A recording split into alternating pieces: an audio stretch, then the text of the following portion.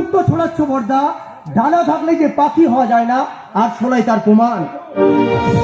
হ্যাঁ বর্দা, লেখাপড়া শিখলেই যে শিক্ষিত হওয়া যায় না, এমন প্রমাণ এই বর্তমান সমাজে অনেক। তুই কি আমাকে অপমান করতে এখানে এলি? এই সাহস আমার নেই দিদিমণি, কারণ আমি নামে মিঠু, কাজে সিনেমার হিরো নয়। ওই ফুটপাত থেকে কুড়িয়ে আনা এক চাকর মাত্র। মিঠুন, ওই সব কথা এখন রাখ। বর্দা, আমি যখন বস্তির ঝুঁকিতে বাস করতাম, তখন আমার দিদি পরের বাড়িতে ছিগিরি করে আমাকে খাইয়ে পরিয়ে মানুষ করেছে। তারপর একদিন গাড়ির নিচে চাপা পড়ে আমার দিদির শরীরটা নিথর হয়ে গেল, আর আমি হয়ে গেলাম এই সমাজের বুকে আবর্জনা, এক ফুটপাতবাসী কুকুর।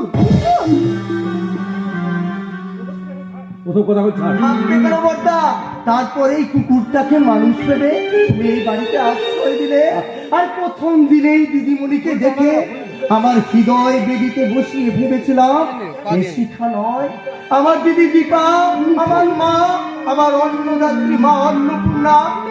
তুই বড় আশা করেছিলাম দিদিমণি, তুমি হবে আমার দিদির মতন মা অন্নদাত্রী অন্নপূর্ণা, কিন্তু সে আশা আমার দুরিতা।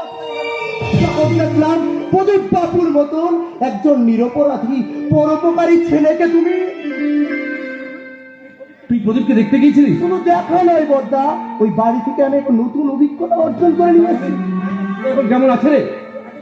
আগে বেকার বলে লাঞ্ছনা গঞ্জ রাখে দুবেলা দুটো ভাত পেত, আর এখন তো মাথা পেটেছে, তাই সকলের লাঠি জ্যাটা। কি বলছিস কি? ছি ছি ছি, অমন একটা ছেলে কোথায় অসুস্থ। আমার সামনে ওর বৌদি ওকে যেভাবে অপমান করলো, আমি হলে এক মুহূর্ত ওই বাড়িতে থাকতাম না। কিন্তু তো বেকার, তারপর মাথা ফেটেছে, তাই সকলের লাঠি যেটা সহ্য করার ক্ষমতা ঈশ্বর ওকে দিয়েছে। কেন দিদিমণি, ওই বেকার বাউন্ডলে ছেলেটার কথাগুলো কি খুব অসহ্য লাগছে? শিখা, বর্তমান যুগে আমাদের মতো মদগর্বী ধনীরা সত্যকে মিথ্যা আর মিথ্যাকে সত্য করার জন্য কত রকমই না অভিনয় করে থাকি। তুই পারবি না একটা সত্য অভিনয় করতে? অভিনয়? কিন্তু কার সঙ্গে?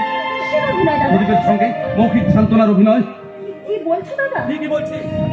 তাতে হয়তো তোর লাঞ্ছনা গঞ্জনা আর বেকারত্বের অবসান কবে হবে না, কিন্তু তুই তো নিজের বিবেক আদর্শ তার কাছে তুই জবাব দিতে পারবি, আর তুই করতে পারবি তোর পাপের প্রায়শ্চিত্ত।